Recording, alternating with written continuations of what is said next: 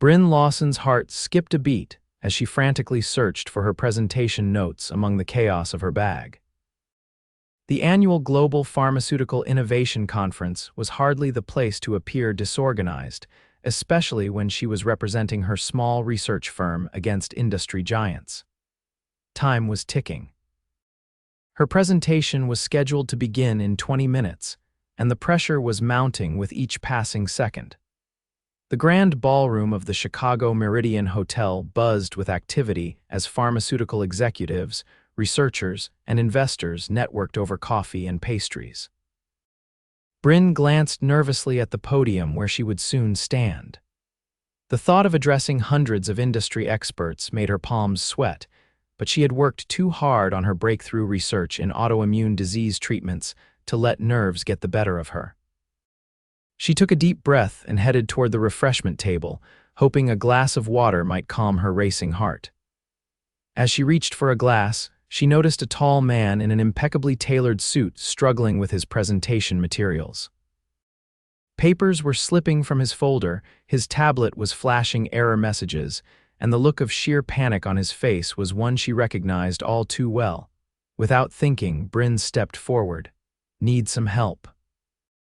She offered, already bending down to gather the papers that had scattered across the marble floor. The man looked up, relief washing over his features. "God, yes, thank you." His voice was deep and smooth despite his obvious distress. Technology chooses the worst moments to fail. Brynn smiled, handing him the collected papers. "Tell me about it. I once had to give an entire presentation on cellular regeneration using hand-drawn charts because my laptop crashed 5 minutes before I went on." He laughed, the tension in his shoulders visibly easing. "How did that go?" "I got 3 research grants," she said with a wink. "Sometimes old school works best." She noticed his tablet's screen flashing a familiar error message. "Is that the new Pharma Present software? It's notoriously glitchy. Here, let me." Without waiting for permission, she took the tablet from his hands and began navigating through settings with practiced ease. "You seem to know what you're doing," he commented, watching her fingers move swiftly across the screen. "I've fought this particular battle before," Brynn replied, not looking up. "The software has a memory leak issue. You need to clear the cache and restart in safe mode before launching your presentation." She demonstrated the steps, explaining as she went. The man studied her with increasing interest. "Are you in IT?" Brynn laughed. "No, I'm a research scientist. Brynn Lawson, Meridian Bioscience, small firm, big aspirations." "Dalton Caldwell," he replied, extending his hand. His grip was firm but not overpowering. "I appreciate the rescue, Brynn." Something about the way he said her name made her look up from the tablet, and for the first time, she truly saw him. Piercing blue eyes, strong jawline softened by the hint of a 5 o'clock shadow, and a genuine smile that reached his eyes. He was undeniably handsome, but it was the kindness in his expression that caught her attention. "There," she said, handing back the tablet with his presentation now functioning perfectly. "All fixed. Good luck with your talk. You too, when are you presenting?" he asked. 11 o'clock, Track B. Novel approaches to autoimmune disease treatment through protein pathway interruption. His eyebrows raised slightly. "Impressive title. I'll try to catch it if I can." Brynn nodded, doubting he would. People at these conferences made empty promises all the time. "Well, good luck with yours," she repeated, stepping back. "Brynn," he called as she turned to leave. "Thank you, really," she smiled over her shoulder. "That's what conferences are for, right? Helping each other out." Brynn made her way to her presentation room, her own nerves temporarily forgotten. As she set up her materials, she couldn't help but wonder about Dalton Caldwell. There had been something compelling about him, something more than just his obvious good looks. Her presentation went better than expected. The room was nearly full, unusual for a representative from a small firm, and the audience seemed genuinely engaged. When question time came, hands shot up across the room, leading to thoughtful discussions about her research methodology and potential applications. As Brynn wrapped up, she noticed a familiar figure standing at the back of the room. Dalton had actually come to her presentation. Their eyes met briefly before she turned to answer the final question, and the small smile he gave her sent an unexpected flutter through her chest. After thanking everyone, Brynn began gathering her materials as attendees filtered out. She was surprised when Dalton approached the podium. "That was fascinating," he said, genuine admiration in his voice. "Your approach to targeting the JAK STAT pathway is innovative. Have you considered combining it with monoclonal antibody therapy?" Brynn blinked, taken aback by his knowledge. "Actually, yes. We're in early testing phases, but the preliminary results are promising." "I'd love to hear more about it," he said. "Would you join me for lunch?" Under normal circumstances, Brynn might have declined. Professional networking rarely felt natural to her, and she'd planned to use the lunch break to prepare for her afternoon meetings. But something about Dalton's sincere interest in her work and the way those blue eyes seemed to focus entirely on her made her nod. Sure, why not? They found a quiet corner in the hotel restaurant, away from the bustle of conference attendees. Conversation flowed easily as they discussed their work, backgrounds, and the future of pharmaceutical research. Dalton was surprisingly knowledgeable and asked insightful questions that challenged Brynn to think deeper about her own research. "So, where do you work?" Brynn asked, realizing they'd been talking for almost an hour without her learning this basic fact about him. A flicker of something hesitation crossed his face before he answered. "I'm with Caldwell Pharmaceuticals." Brynn nearly choked on her water. Caldwell Pharmaceuticals was one of the largest pharmaceutical companies in the world, known for groundbreaking research and billion-dollar acquisitions. "You work for Caldwell? That's impressive." Dalton shrugged, seeming uncomfortable with her reaction. "It's just a job. Your research is what's impressive. The way you're approaching autoimmune diseases could change millions of lives." His deflection was smooth, but Brynn couldn't help wondering what his role was at such a prestigious company. He was obviously no ordinary employee, given his knowledge base and confidence. "Did your presentation go well?" she asked, changing the subject. "It did, thanks to you," he smiled. No technological disasters, just smooth sailing. Their lunch stretched well past the allotted hour, neither seeming in a hurry to return to the conference. Brynn found herself laughing more than she had in months. There was something refreshingly direct about Dalton, an absence of the posturing so common among pharmaceutical executives. When they finally parted ways, Dalton asked for her business card. "I'd like to continue our discussion about your research," he said. "Maybe over dinner tonight if you're free." The invitation caught Brynn off guard. Was this professional interest or something more? Either way, she found herself nodding. "I'd like that." Dalton smiled. "Great, I'll text you the details." He hesitated, then added, "Thank you again for your help this morning. Not everyone would have stopped." "It was nothing," Brynn said, suddenly self-conscious. "It wasn't nothing to me," he replied, his gaze holding hers for a moment longer than necessary before he walked away. The rest of the day passed in a blur of presentations and networking, but Brynn's thoughts kept returning to Dalton. There was no denying their chemistry, but she reminded herself that professional connections often felt more personal than they were, especially at conferences where everyone was away from their normal environments. At 6 o'clock, her phone buzzed with a text from an unknown number. "Dinner at 7:30. There's a great place 2 blocks from the hotel, Dalton." Brynn replied with a simple "see you then" before rushing back to her room to change. She selected a navy blue dress that was professional enough for a business dinner but flattering enough for well. She wasn't quite ready to label what else this might be. The restaurant was intimate and elegant, with soft lighting and well-spaced tables that allowed for private conversation. Dalton was waiting when she arrived, standing as she approached the table. He wore a different suit than earlier, equally well-tailored but more relaxed, with no tie. "You look beautiful," he said as she sat down, the sincerity in his voice making her cheeks warm. "Thank you, this place is lovely." "I thought you might appreciate something quieter after a day of conference chaos," he explained, pouring her a glass of water. The evening unfolded like something from a dream.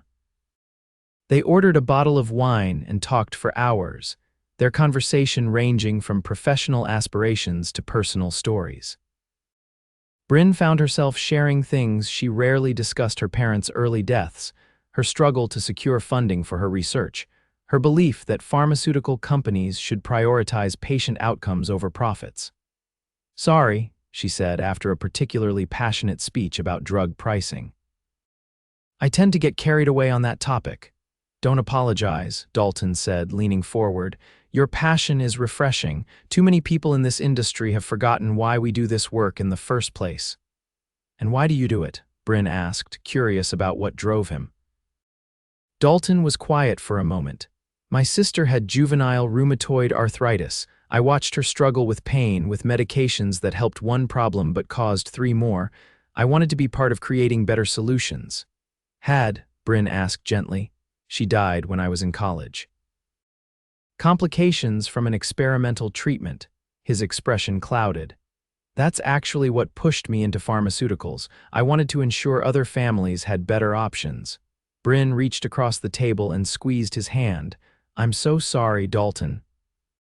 He turned his hand to hold hers, his thumb tracing small circles on her skin. It was a long time ago, but it shaped everything that came after. The touch of his hand sent warmth spreading through her. This no longer felt like a professional dinner. It felt like the beginning of something significant. As they walked back to the hotel, Dalton took her hand again, their fingers interlacing naturally. Snow had begun to fall, dusting Chicago's streets with a fine white powder that caught the light from store windows. "I have to confess something," Dalton said as they paused under a streetlight. "I was hoping to meet you at this conference even before you saved me this morning." Brynn looked up at him in surprise. "You were," he nodded. "I read your paper on protein pathway interruption last month. I wanted to discuss potential collaboration, but I didn't expect." He trailed off, his eyes moving over her face. "Didn't expect what?"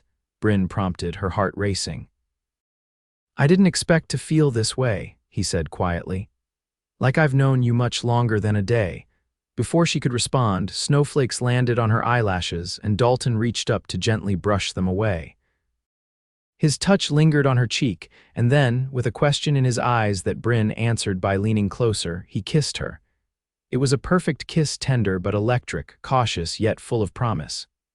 When they broke apart, both were smiling, snowflakes falling around them like something from a film. "I should get you back to the hotel," Dalton said, though he made no move to continue walking. "We both have early sessions tomorrow." Brynn nodded, but neither of them stepped away immediately. There was a recognition between them, an understanding that whatever was happening was rare and worth exploring. The next morning, Brynn woke to a text from Dalton. "Breakfast, lobby cafe in 30 minutes." They met for coffee and pastries, talking easily despite the newness of whatever was developing between them. It felt natural to sit across from him, discussing the day's agenda and sharing observations about the previous day's presentations. "I have meetings all morning," Dalton said reluctantly as they finished breakfast. "But I was hoping you might join me for the closing reception tonight." "I'd like that," Brynn replied, surprised by how much she was looking forward to seeing him again. The day passed slowly. Brynn attended sessions and networked with potential investors, but her thoughts kept drifting to Dalton. There was something about him, his intelligence, his sincerity, the way he listened as if every word she said mattered, that had gotten under her skin in less than 24 hours. When evening came, Brynn dressed carefully in a simple black dress and headed to the grand ballroom where the closing reception was being held. She scanned the crowd for Dalton but didn't see him immediately. Instead, she was approached by Sarah Jensen, a colleague from a competing research firm. "Brynn, great presentation yesterday," Sarah said, air kissing her cheek.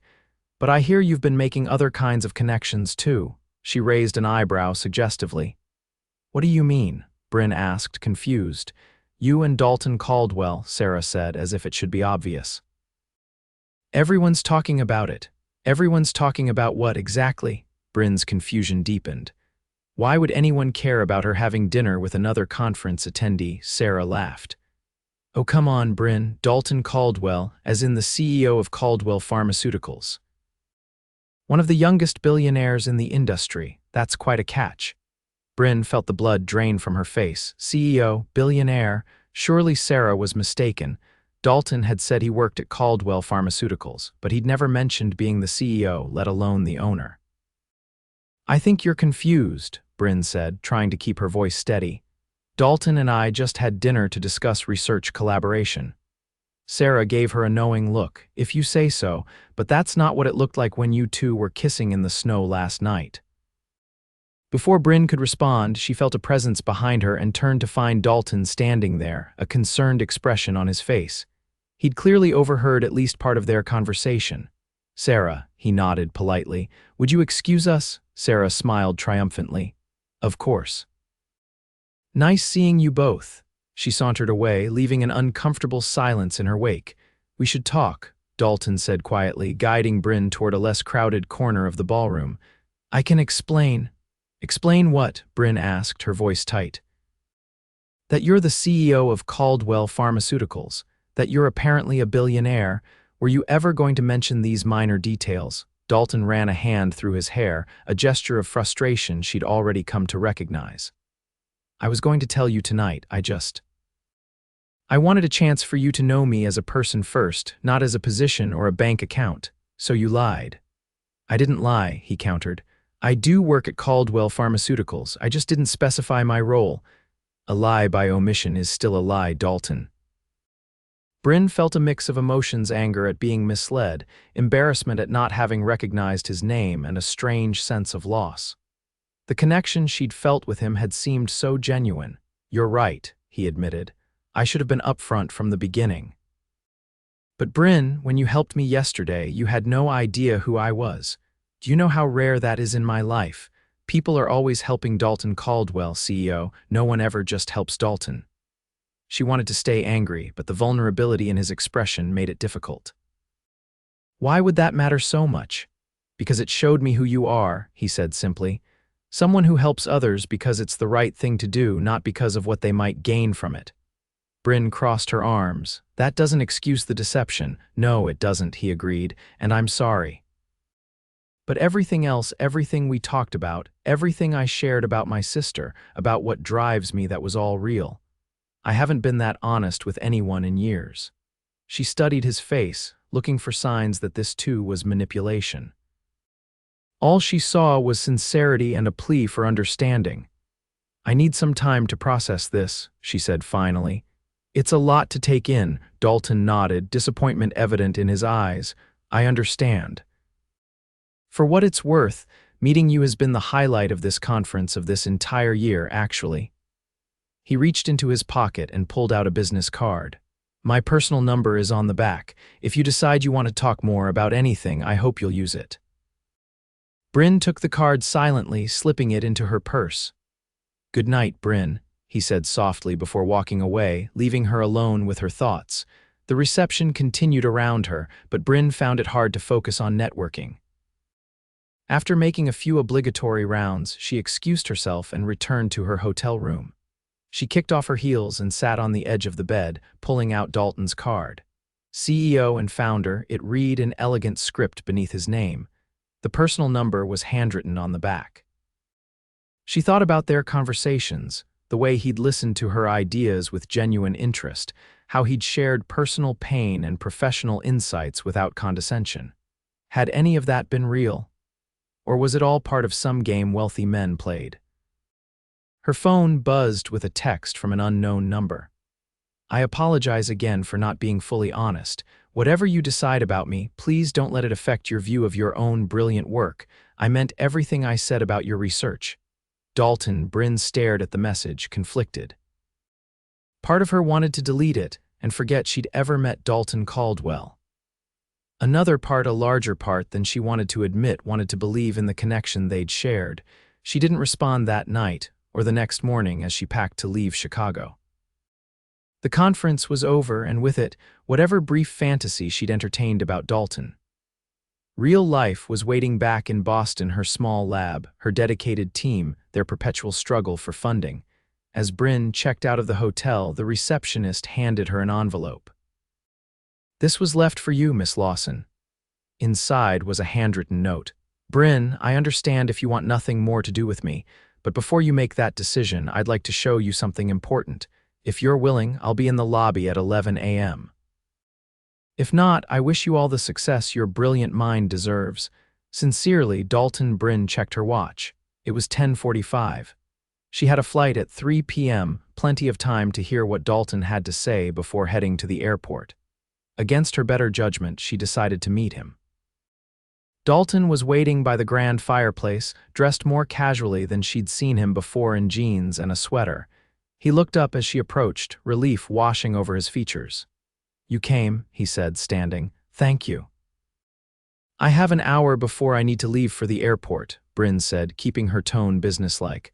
"What did you want to show me? It's not here. It's about a 15-minute drive. Will you trust me that far?" Brynn hesitated, then nodded. 1 hour, Dalton. He led her outside to where a driver waited with a luxury SUV. They rode in silence through Chicago's streets, eventually pulling up to a modern building with no visible signage. "What is this place?" Brynn asked as they entered through security. "One of Caldwell's research facilities," Dalton explained, leading her through sterile hallways. "But that's not what I brought you to see." They stopped at a laboratory where several scientists were working. Through a glass wall, Brynn could see state-of-the-art equipment and what appeared to be protein analysis underway. "This is our JAK STAT pathway research team," Dalton said. "They've been working on something similar to your approach, but they've hit roadblocks where you've made breakthroughs." Brynn watched the scientists, her professional interest piqued despite her personal reservations. "Why show me this?"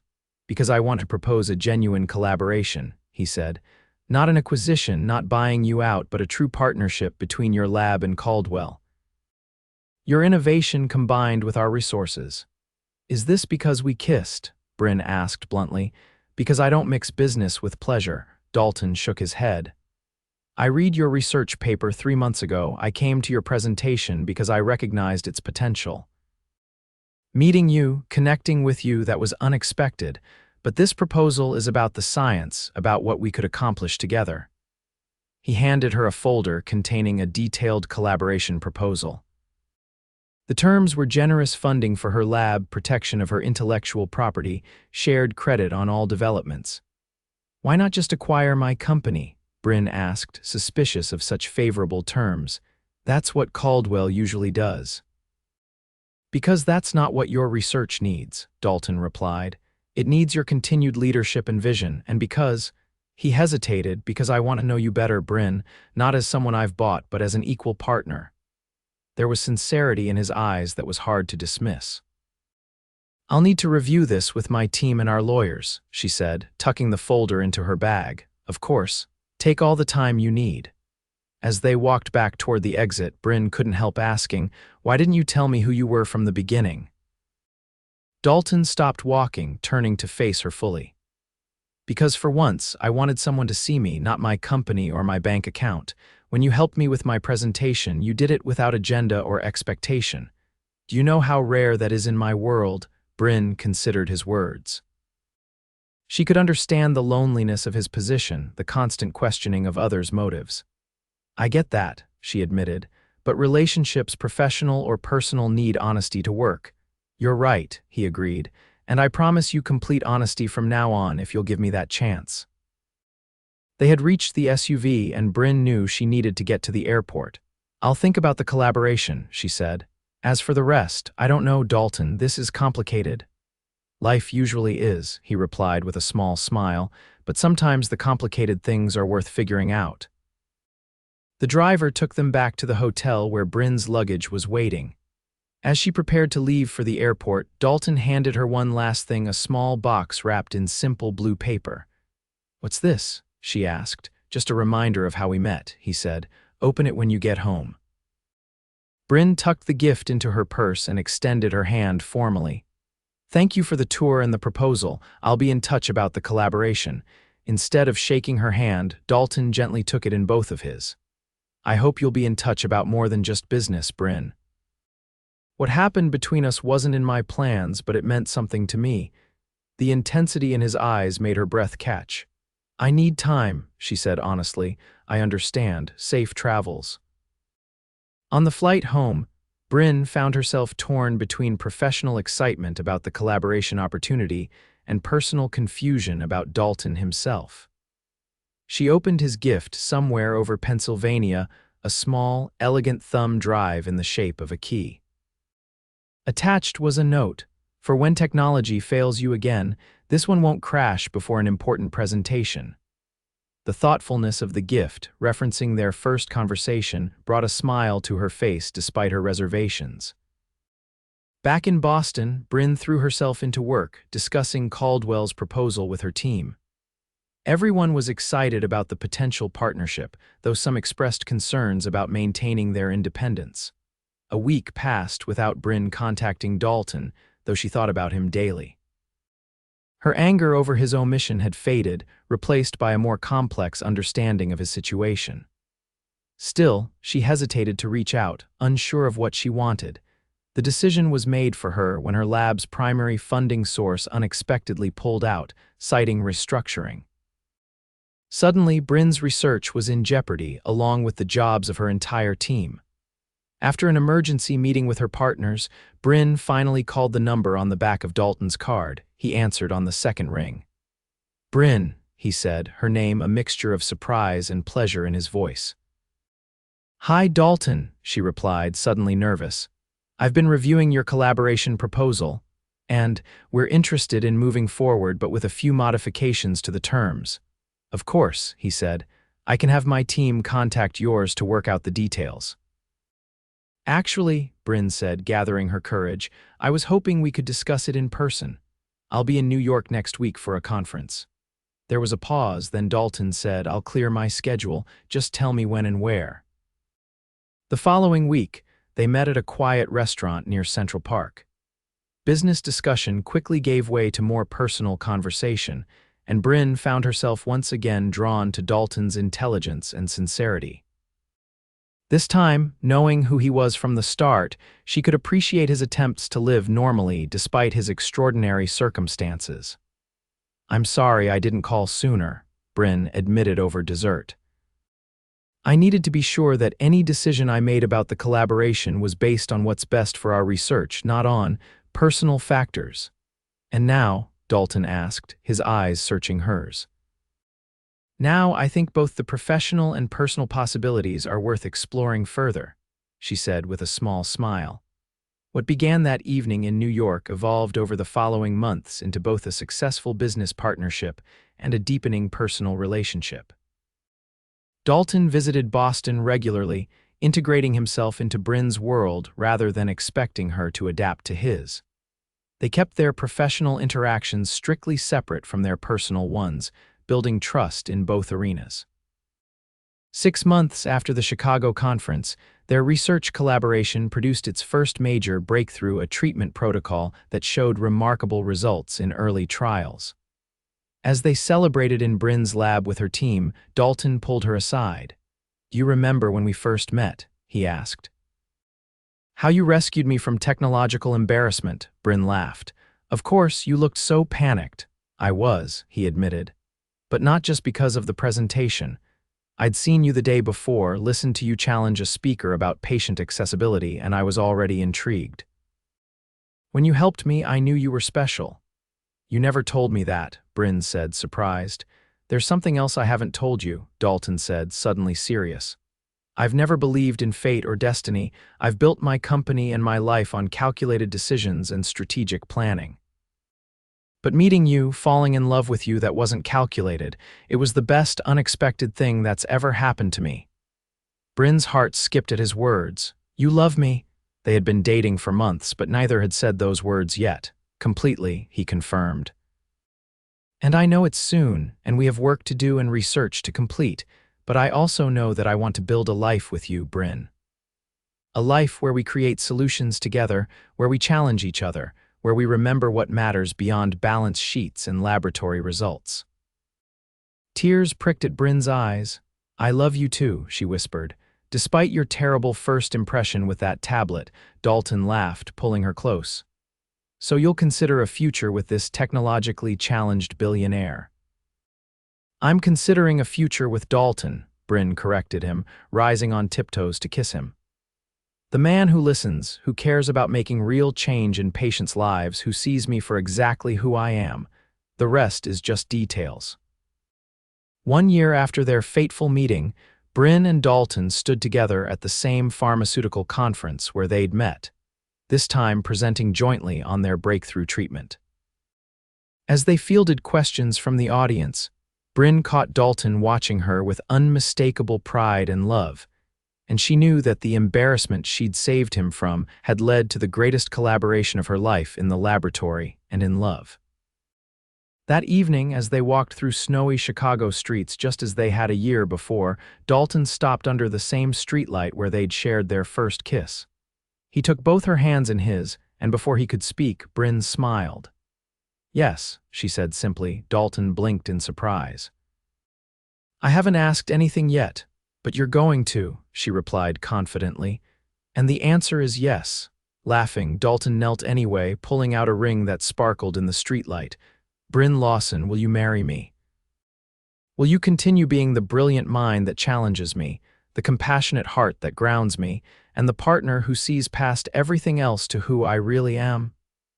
"Yes," she repeated, pulling him to his feet and into a kiss as snow began to fall around them once again. 1,000 times, yes. Their journey had begun with a simple act of kindness, Brynn helping a stranger without expectation or agenda. It had grown into a partnership that was changing the landscape of pharmaceutical research and patient care. But most importantly, it had become a love story between two people who saw beyond titles and achievements to the essence of each other, proving that sometimes the most significant connections begin in the most unexpected moments.